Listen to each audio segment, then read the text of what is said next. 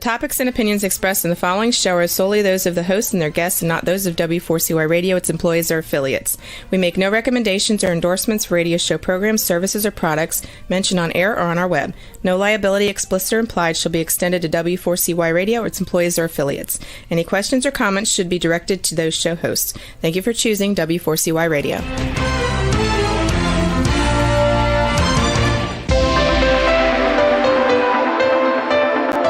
Churchill said, "Those who fail to learn from history are condemned to repeat it." Kevin Hallinan believes that certainly applies to business. Welcome to Winning Business Radio, here at W4CY Radio. That's W4CY.com. And now, your host, Kevin Hallinan.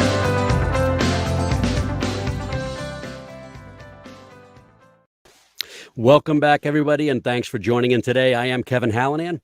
This is Winning Business Radio on W4CY.com, now Winning Business TV, live streaming on Talk4TV.com, in addition to Facebook at Winning Business Radio and other platforms and channels as well. Hey, the mission of Winning Business Radio and TV, as regular listeners know, is to offer insights and advice to help people avoid the mistakes of others, to learn best practices, the how-tos, the what-tos, the what-not-tos, to be challenged and certainly and hopefully to be inspired by the successes of others. But, virtually every successful person that I've ever had a chance to talk to has had some form of failure in their lives and careers.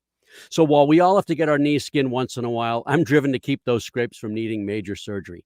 Let's endeavor to learn from history so we don't repeat it. Today, my guest is Hall of Fame executive coach Steve Lishansky. Some of you may remember Steve he was featured on the show back in February of 2019. He's written a new book entitled Leadership Starts Here, and I invited him to talk about it and, of course, to talk about his recent work. Here's Steve's bio.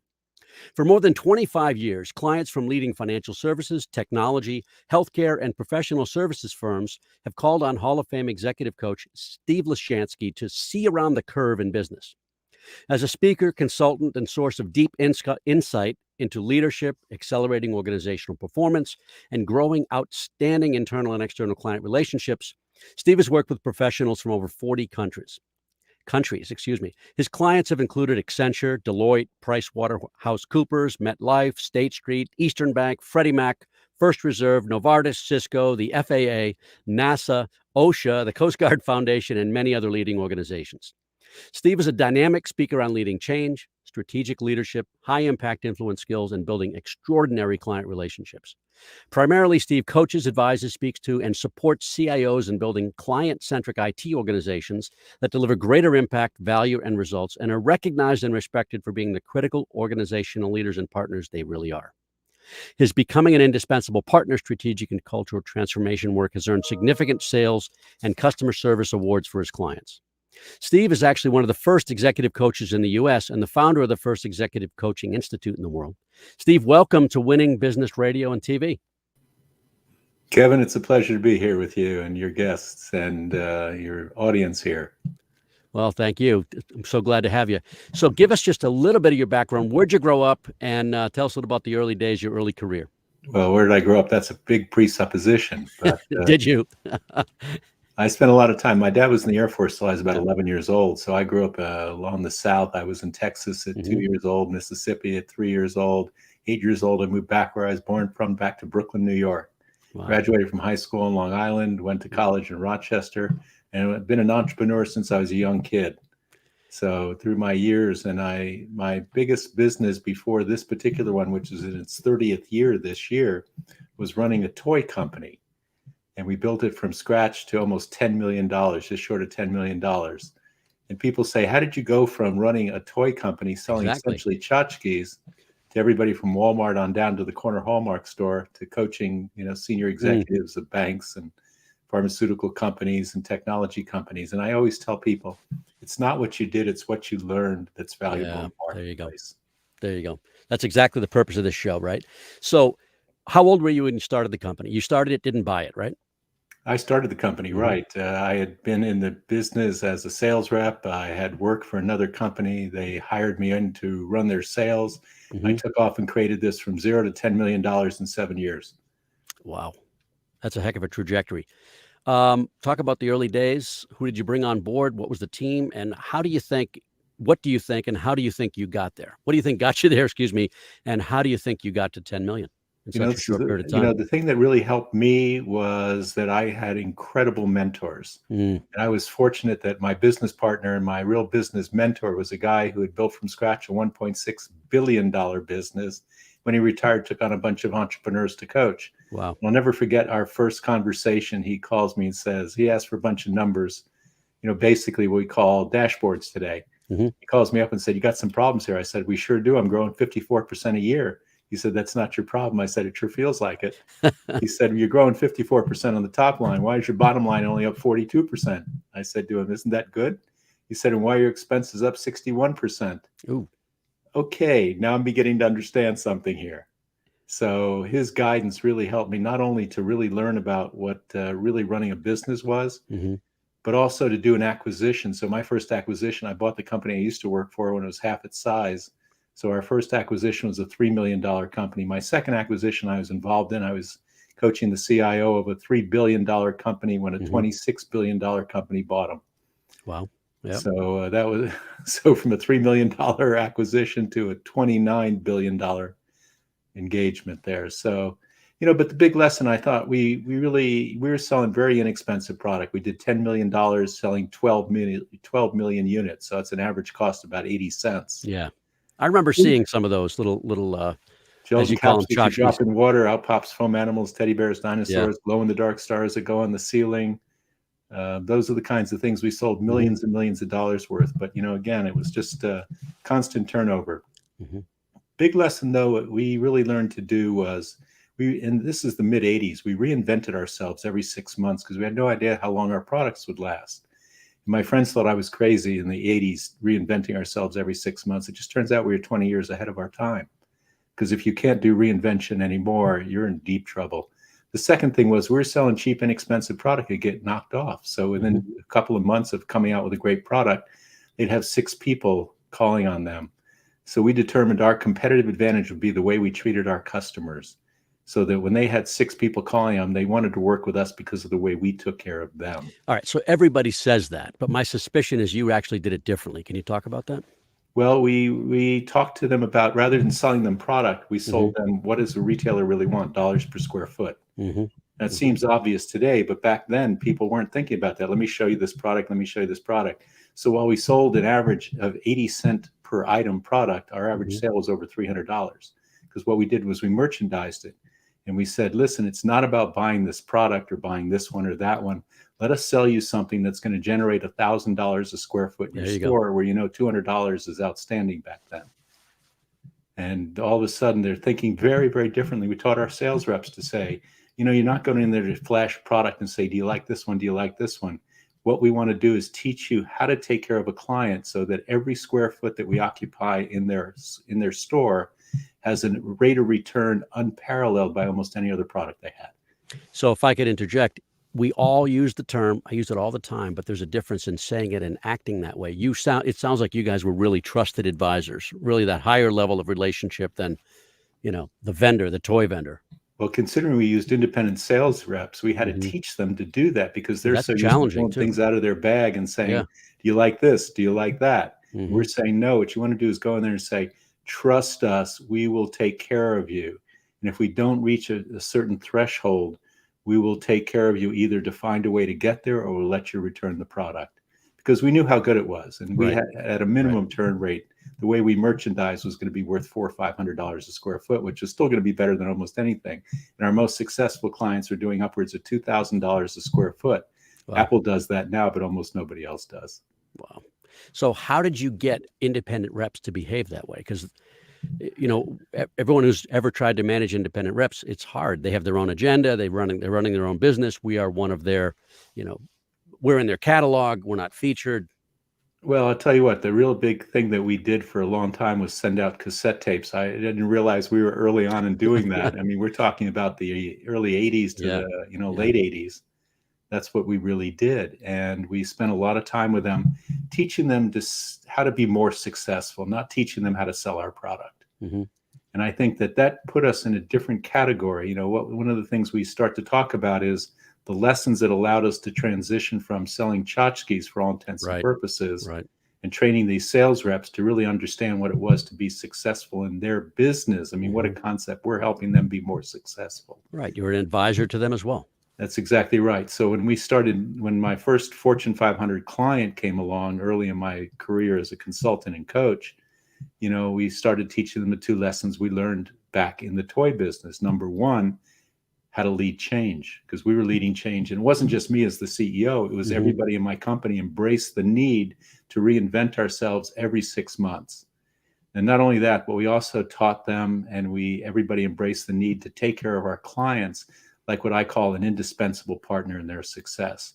Those are 2 things I've been doing for the last 30 years, teaching leaders how to lead change and how to become indispensable partners in their clients' success. So what did the exit from the toy company look like? Well, it was really an interesting one. Talk about skinning your knees. It was a big skin. Yeah. In 1991, the second largest bank in New England went down. Now, we were working with State Street when there was a very successful retail bank. And they called our loan our $2.5 million line of credit, which was totally secured. But what happened was all these 5A companies were thrown into the street when Bank of New England went crash. So our banker was just beside himself, but he said, I've been told this is what we have to do. Oh, man.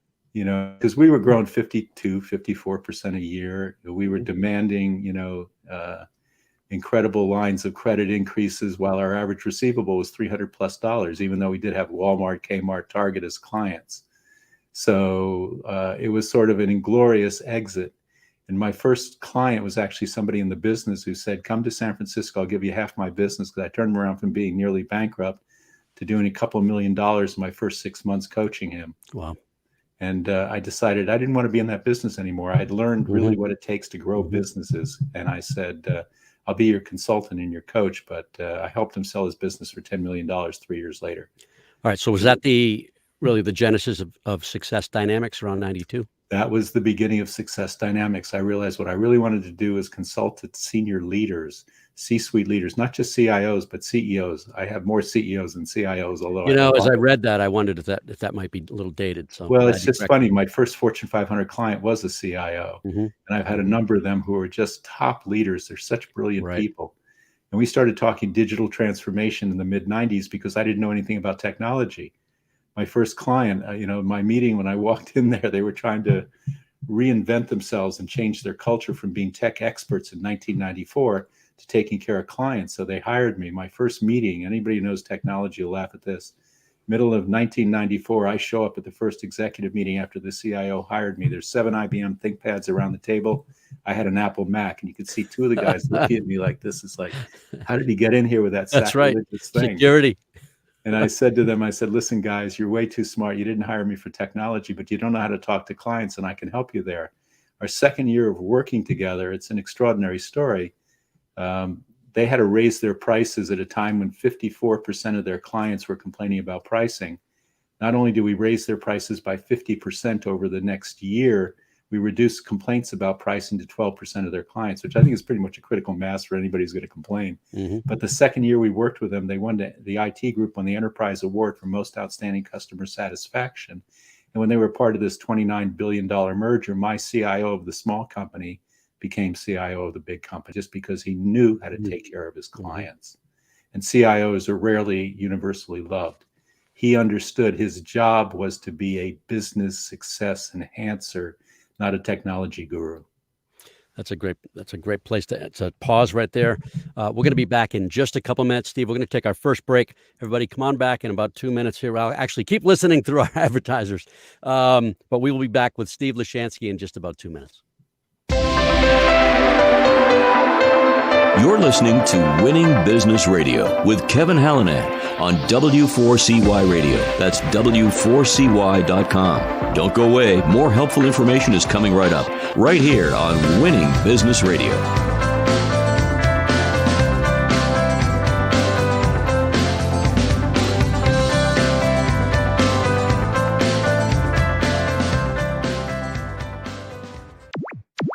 Hey everyone, I'm Jimmy Star, the king of cool and your host of the Jimmy Star Show, the entertainment radio show for all you cool and unique people looking to get a behind-the-scenes peek at what's going on in the entertainment industry. Listen in as me and my cool crowd of co-hosts bring you celebrity guests, new music, and the good times in fashion, entertainment, and pop culture. Right, everybody? Right! Tune in live Wednesdays at 3 p.m. Eastern on W4CY.com.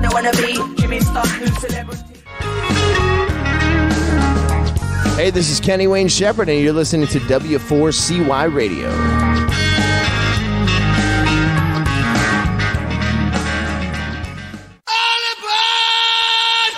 Hey, this is Rebel Mother. Join me for In Your Face on W4CY.com, Tuesdays at 2 p.m. Eastern Standard Time.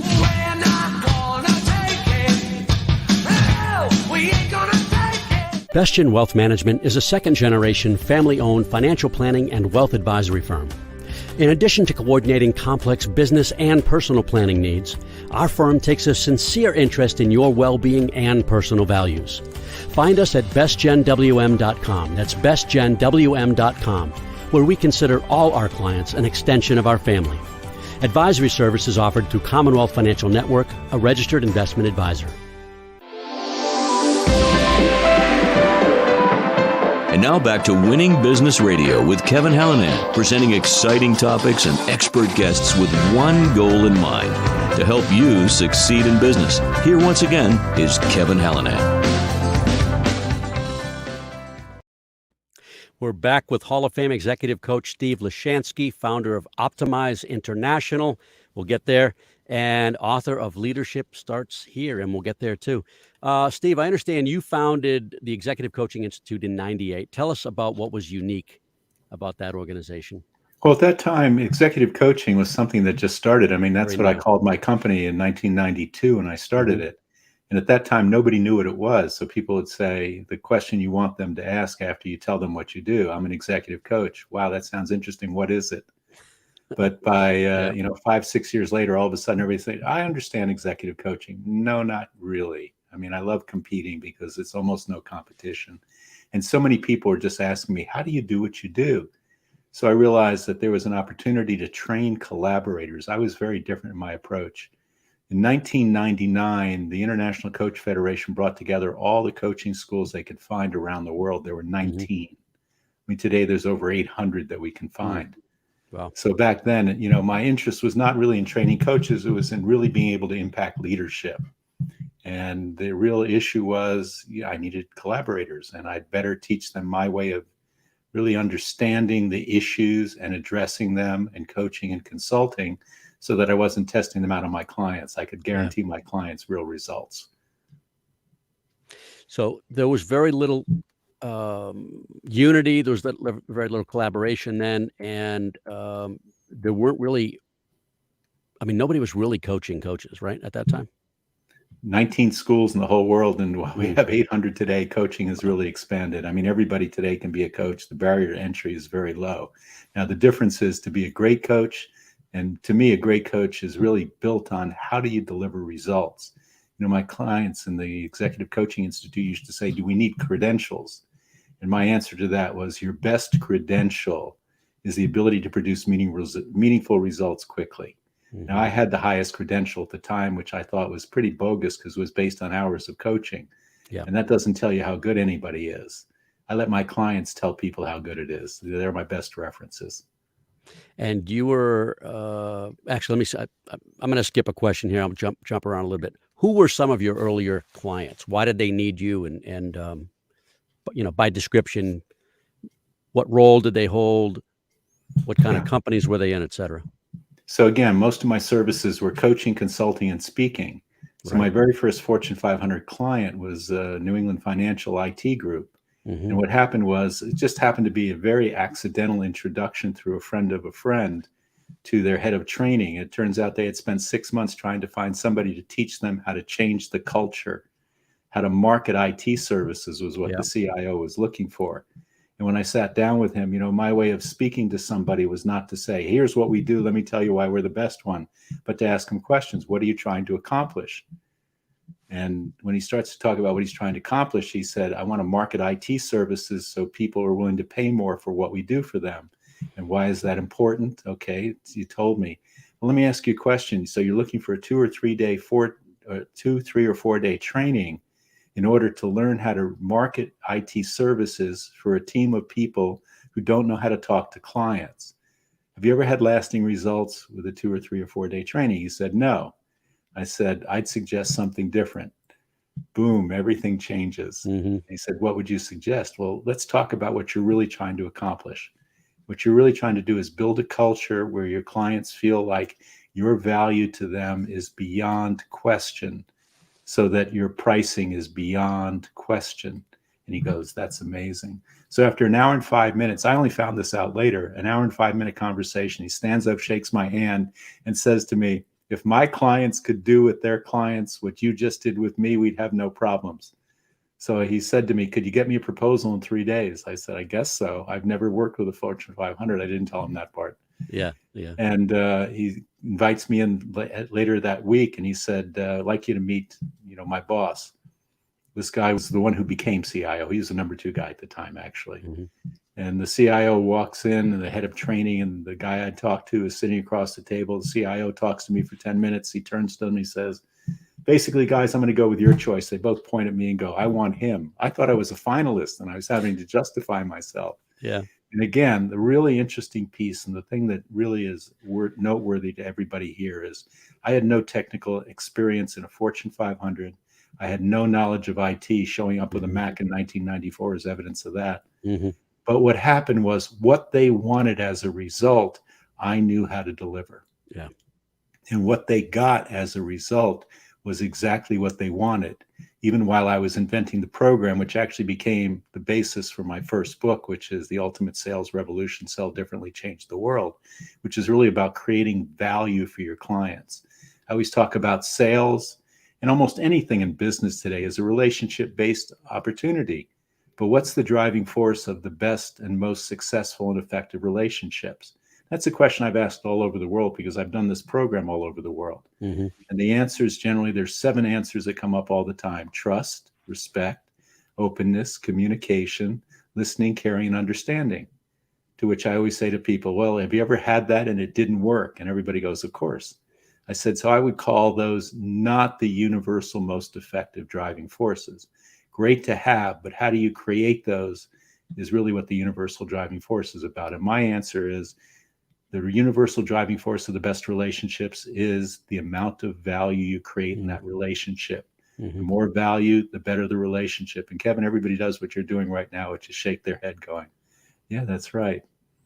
Quite so true. Look at whether it's personal or professional, the more value you create. So that changes the whole game, because value lives where? In my understanding of what I can do for you? No, absolutely not. Right. It lives in your mind, and your sense of value might be very different than me and my experience with all my very successful clients. So I better find out what your assessment of value is before I start selling you anything. You're preaching from our playbook here, and it's it's really about understanding. That. I mean, I know you know that. The most people haven't heard, but you know the difference between the golden rule and the platinum rule, right? Our mothers taught us the golden rule: treat others the way you want to be treated. Well, the platinum rule is very different. It's how they want to be treated. So You're right on the money. Right on the Absolutely. Well, that again, I always have everybody knows the old 80-20 rule, especially in sales. Yeah. I have a new 80-20 rule I've been using for well over 20 years now, and it goes like this: 80% of success is common sense. Less than 20% of the people are using it. So if it sounds like common sense, we're probably in a good territory. How has the company changed? How has the firm changed over these years? It's different today than it was then, certainly. Absolutely. We used to do a lot of training back in those days. Yeah. And what my basic premise was, when I used to sell training, I also used to sell follow-up coaching, because my premise was, do you want one of the best rated training programs you'll ever have, or would you like to buy results? Now, I highly suggest results. And they say, what's the difference? Well, you get training, which is an immersion experience. And then you get follow-up coaching, which allows you to actually implement and apply the principles at work. Mm-hmm. And I can guarantee you results if you do both. If you just have a training, I guarantee you people will be, really juiced up and excited, and they'll learn some things, and the chances of implementation go down enormously, because their habits are the greatest impediment to change.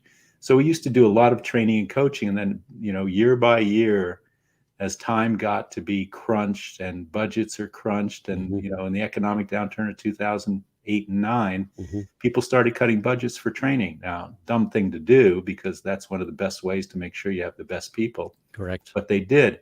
And they started saying, we don't want a 2-day training with follow-up coaching. We want a 1-day training, no coaching. Guys, I'll sell it to you, but I want to tell you what you're going to get. You're going to get a really well-evaluated training. You're not going to get the kind of results. And what I started to do is to really recognize that we need these long-term engagements. So we started doing a lot more coaching and less training, because and the point we did was we would train the senior leaders how to really lead better, which is something we've done all along.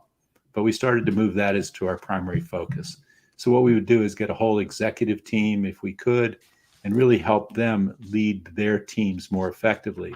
And those led to 1, 2, 3, 4, 5-year relationships. I mean, my longest relationship, I was on retainer I was brought in to coach this person to be the CEO of one of the largest mutual banks in America. He was the CEO for 10 years, so I was on retainer for 13 and a half years. And it was a wonderful relationship. He taught me the banking business.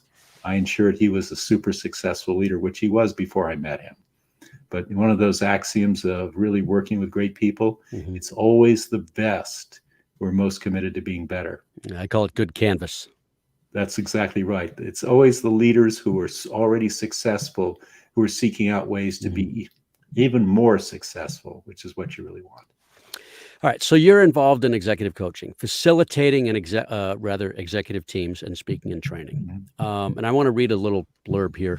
Stronger decision-making abilities, amplified engagement, commitment, and responsibility, renewed focus on high-impact concrete results. It's really about results, right? And it's really, there are a number of ways that you go about that. Talk about those bullets there. Well, here's the point. I mean, everybody talks about what they're selling, and most of the time they're talking about a process. Right. My basic premise is results are worth multiples of any process. I don't care what kind of process you have. The question is, what are the results it produces? So when we're doing decision-making, especially with senior leadership teams, one of the key issues is they get so busy, and it happens more now in the last 10 years than in the prior 10 years.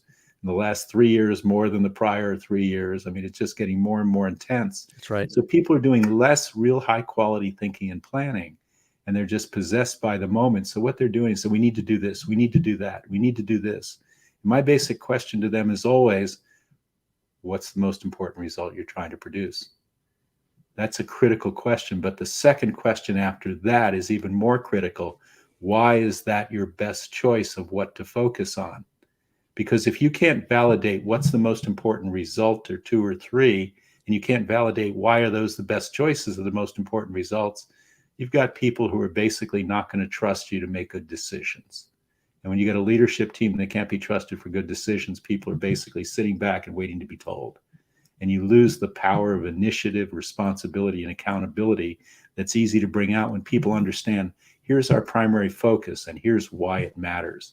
And if you can sell those particular points to your team, they're ready to go. Then you can leave it to them and trust them to really implement the strategies that will get there. And I know we're going to come back and talk about this. Our next break's right here, but we're going to talk about alignment, which was inherent in what you heard, but I want you to really flush it out when we come back. So absolutely. Everybody, we'll be back with Steve Lishansky in just a couple of minutes. Stay tuned.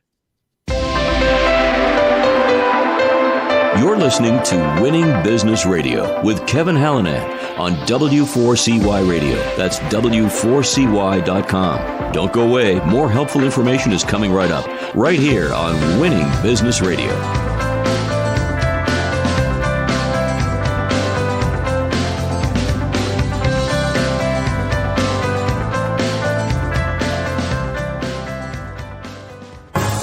Have you ever dreamed of having your own radio show?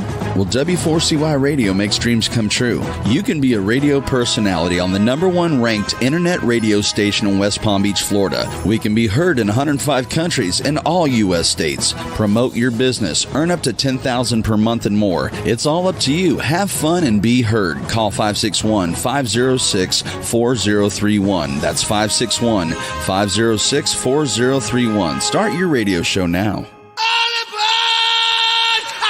This is Rebel Medler. Join me for In Your Face on W4CY.com, Tuesdays at 2 p.m. Eastern Standard Time. We're not gonna take it. Bestian Wealth Management is a second-generation, family-owned financial planning and wealth advisory firm. In addition to coordinating complex business and personal planning needs, our firm takes a sincere interest in your well-being and personal values. Find us at bestgenwm.com. That's bestgenwm.com, where we consider all our clients an extension of our family. Advisory service is offered through Commonwealth Financial Network, a registered investment advisor. Hey, this is Johnny Three Tears from Hollywood Undead, and you're listening to W4CY Radio. I do whatever it takes to make it break through. Anything I'm face to face with, it's true. And now back to Winning Business Radio with Kevin Hallinan, presenting exciting topics and expert guests with one goal in mind, to help you succeed in business. Here once again is Kevin Hallinan.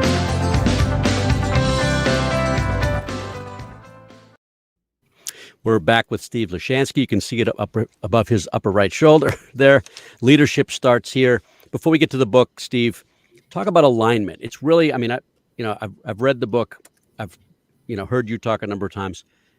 Tell us why alignment, first of all, what alignment is in an organization and why it's critical. Well, alignment starts with the internal decision-making process. Is your vision, mission, goals, and strategies aligned? That's the first question. When I go into a new company, I say, give me 5 minutes each with your top 5 people, and I'll tell you in 30 minutes how well aligned your organization is. Because if your senior leadership isn't aligned, you can only imagine what's going on in the rest of the company. I call it the organizational conga line. We're going this direction, we're going that direction, we're going this direction, we're going that direction. What a waste of time, talent, resources. It's just astounding. But the real alignment is, does the leadership team communicate clearly what really matters? What are our primary targets? What's most important objectives? And why those are the best choices? I mean, those are really articulated by clarity. Why we're doing something is really articulated by our vision and mission. What we're trying to focus on is really based on our goals. How we're going to get there is our strategies. Now, if all those are lined up well, you've got a super high-performing team or organization. When they're not lined up, and any one of them being out of order can produce a syndrome. Not having clear goals, people are just churning. They don't know if we're really going to succeed. They don't know if they've ever scored. Not having a clarity of mission, anything seems important because we can't validate why we're doing something. Not having clear strategies means we're probably not going to be getting anything done. Let me read the 3 questions that you just referred to. Well, I can't talk. What is the organization's 3-year vision? By the way, these are questions that you ask each member of the leadership team, right? Absolutely. Separately in a one-on-one. Right. What is the 3-year vision? What is the organization's mission? Right. What are the organization's top 3 strategic initiatives? Anecdotally, how often do you see them in line, and how often do you see? So I've been asking these questions. I think it's 24 years now. Yeah. And I've worked with some very high-performing organizations, some modest-performing organizations, and some that didn't know which direction they were going. So I've asked this of really, really outstanding leaders. What's your vision, your 3-year vision? What's your mission? What are your top 3 strategic objectives this year? You know how many times I've gotten the same answer from 5 people in an organization? The answer exactly, yes. But the answer is, and most people think, well, not a lot. No, never. 0 is the answer. Yeah. And it's astounding. And these are good people. They're bright people. They're otherwise good leaders. They're just not. In some cases, missing element. Really, truly high-performing organizations. Yeah. Just imagine what a difference it makes. And we talk about what a difference it makes. Because we do this with an organization. I mean, we took a major foundation that was struggling. They called me up to run a board of directors meeting. I said, why do you need a facilitator for a board of directors meeting? And they said, we haven't been able to make a decision in 3 years. I'm going, oh my goodness. And this is, deeper than that, right? Millions of dollars a year with a really important mission. Yeah. And I said, what do you think the problem is? They said, well, you have 85 members. I said, stop right there. 55 showed up, and we're talking about titans of industry, ex-4-star admirals. I mean, it was just unbelievable. And everybody wanted to stand up and say, this is all we need to do. And it took me a day and a half, where normally it's a day-long process. But we got them to really, and the executive director says, if you can get 50% of these people to agree, it's like you walk on water. I said, the minimum is 80, and normally we aim for over 90, because that's when you've got critical mass, really critical mass. Right. And we got over 90% agreement on the vision, the mission, the values, and the top strategic objectives. and they tripled their fundraising the next year. I mean, that's that the is power of almost alignment. unheard of. Yeah, that's almost unheard That's the of. power of alignment, is that all of a sudden we're all going, hey, we believe in this. If you think about a rowing team, those eights that are on the river, imagine them not in harmony, not in alignment. I mean, it's going to be a mess. And when they're in alignment, I mean, it's a beautiful picture. And the ease with which everybody can pull their weight is astounding. So it's not only about alignment of my people following me. What are they following? Let's make sure our most important objectives and our goals are clear. Let's make sure we can articulate why those are our best choices. And then we've got a tremendous amount of capability to energize and engage the team to really figure out how to get it done, because that's what you want your people doing, is contributing their creativity and their accountability and their responsibility in how to achieve the most important goals that leadership can set, because they know why they're important. Sorry. You were quoted as saying leaders want to get stuff done, but don't know the best stuff to get done. That was kind of a crude quote of mine, but yeah. Mm-hmm. But and, it sounds because very accurate. I asked people, my first meeting with somebody, what are your 3 most important objectives this year for your organization? And I'm going to tell you right now that almost none of them can give me a really coherent answer. Some of them have just spent 3 days in a strategic planning session, which I often joke is rarely strategic and often not very good planning either. But they spend, it's like a death march to try and get some answers and an agreement and consensus, instead of having a process. Because what I always talk about is clarity of outcome and quality of process produces your best results. The book is talking about my strategic alignment process, which is built on getting agreement and alignment on the vision, the mission, the values, the goals, and the strategies. Because when you have that, the ability to really engage your team, your senior team, and the rest of your organization is astounding. And that tripling their fundraising after being basically unable to even function for 3 years is just one example. That's pretty typical. One of my recent clients is a startup. I mean, their parents are multi-billion-dollar companies, and the board of directors wanted to know, so what are you going to achieve?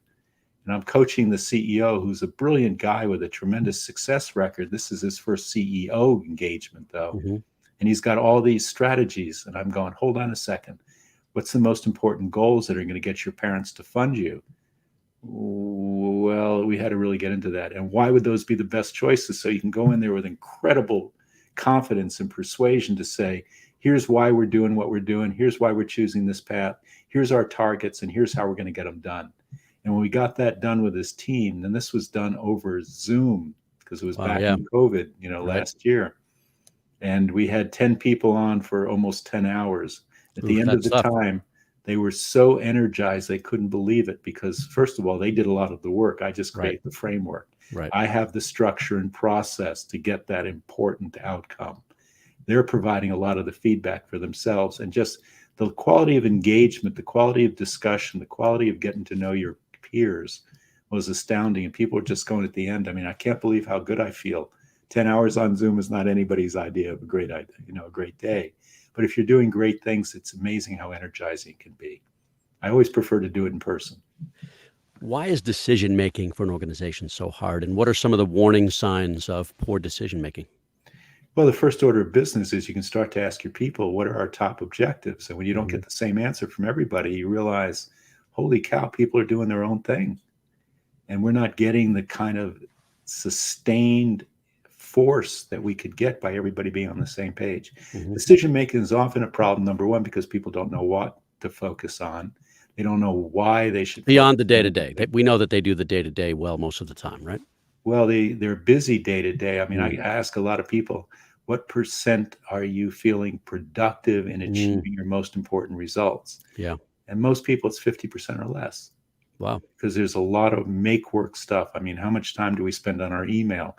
Rarely are we achieving our goals by being on our email, but we're spending a lot of hours on our email.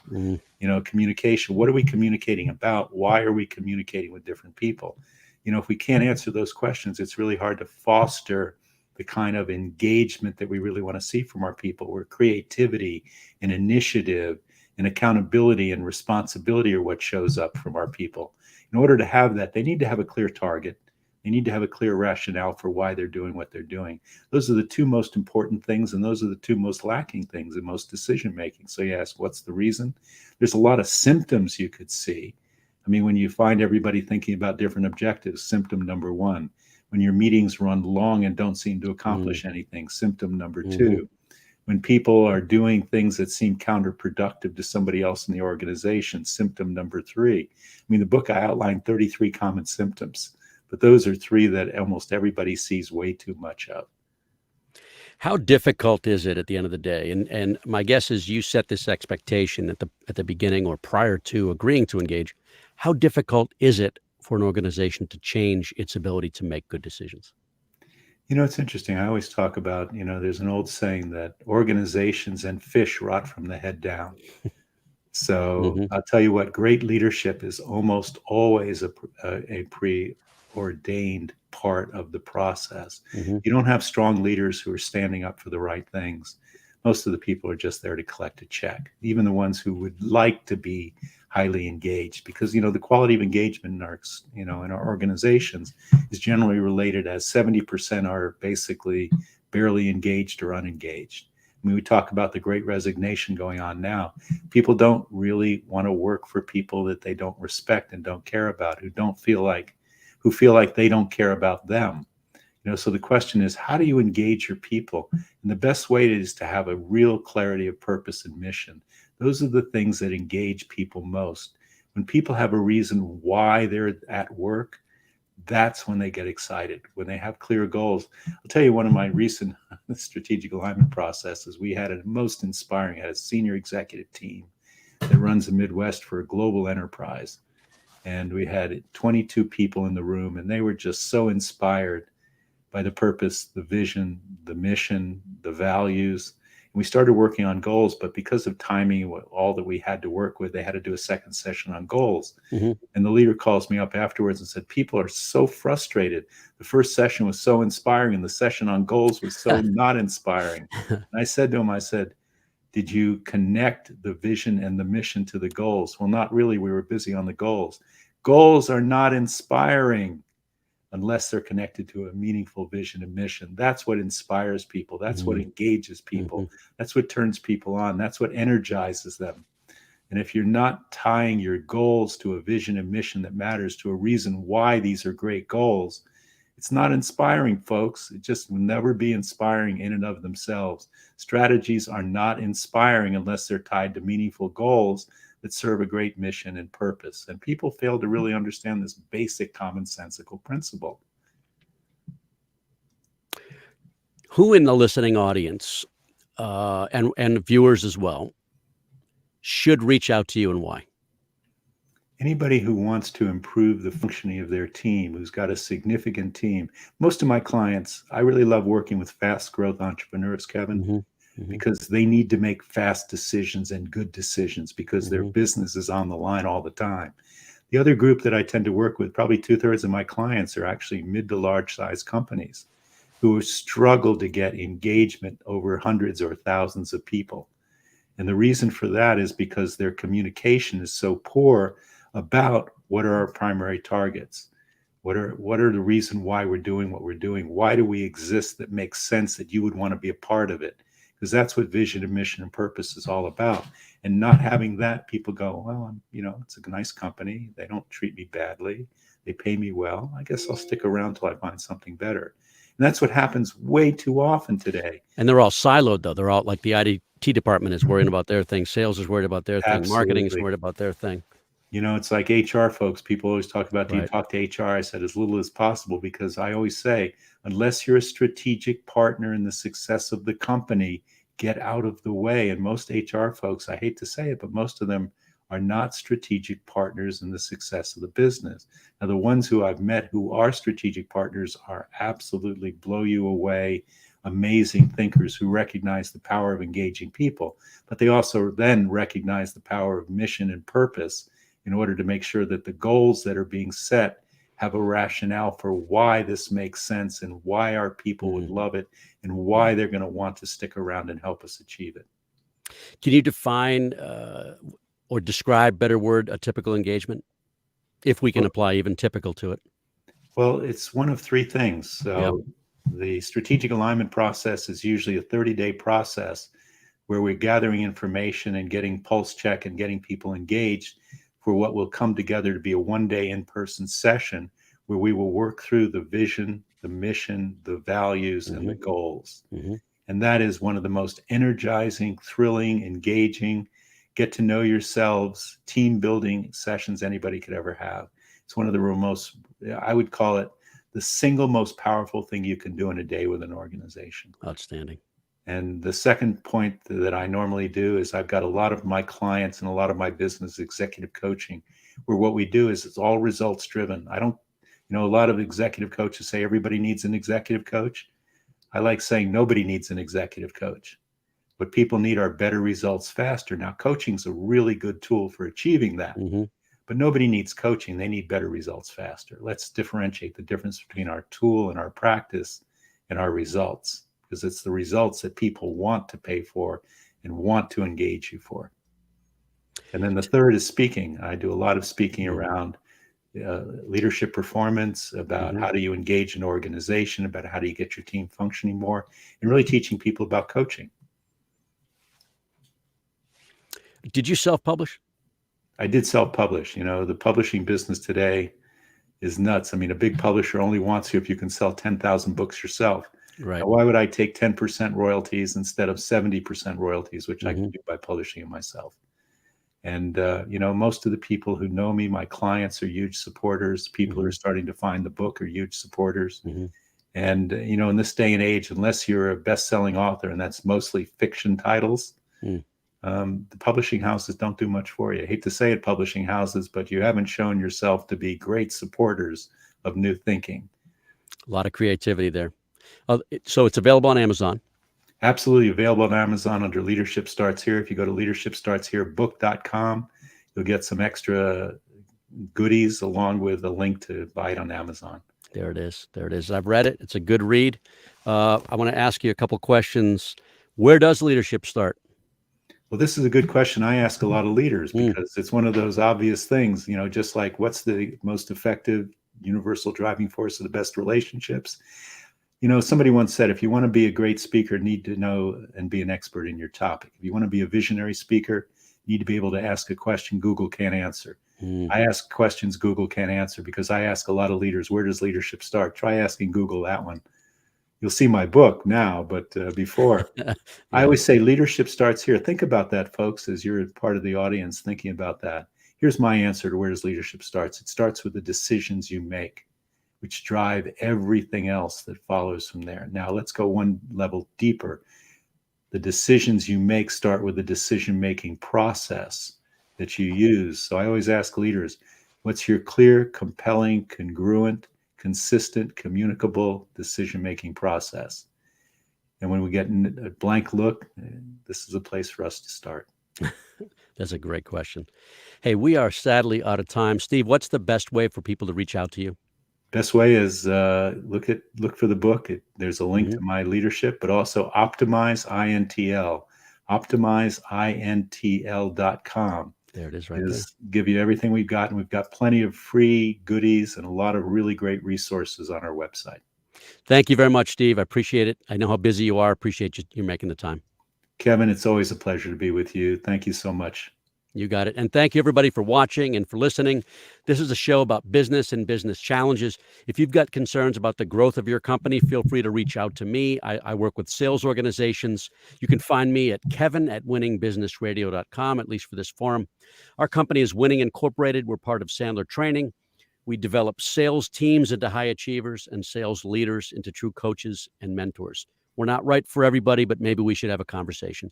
Thank you, Roxy, for another great show. Well done. We'll be back at it next Monday, January 24th at 4 p.m. Eastern. So come on back. Until then, this is Kevin Hallinan. You've been listening to Winning Business Radio with your host, Kevin Hallinan. If you missed any part of this episode, the podcast is available on Talk4 Podcasting and iHeartRadio. For more information and questions, go to winningbusinessradio.com or check us out on social media. Tune in again next week and every Monday at 4 p.m. Eastern Time to listen live to Winning Business Radio on W4CY Radio, W4CY.com. Until then, let's succeed where others have failed and win in business with Kevin Hallinan and Winning Business Radio.